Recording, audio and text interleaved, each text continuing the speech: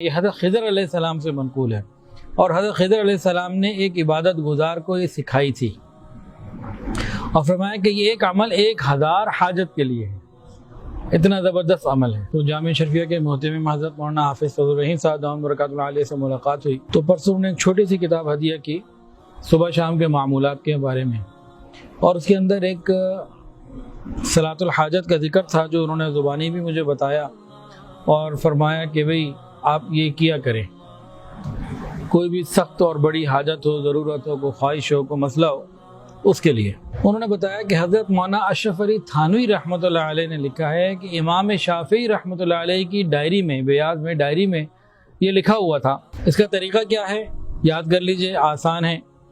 2 رکعت نفل پڑھنی ہے۔ کتنی رکعت؟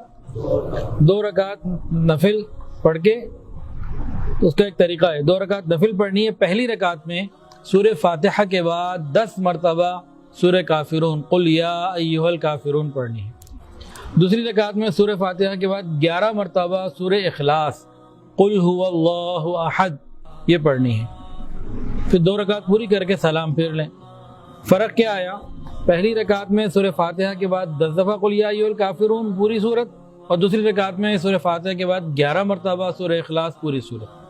سلام پھیر لیا، مکمل ہو گئی بات۔ اس کے بعد سجدے میں جانا ہے، اور سجدے میں 4 کام کرنے ہیں۔ 3 چیزیں پڑھنی ہیں، کرنے والی پہلی ہیں، اس کے بعد دعا مانگنی ہے اپنی زبان میں۔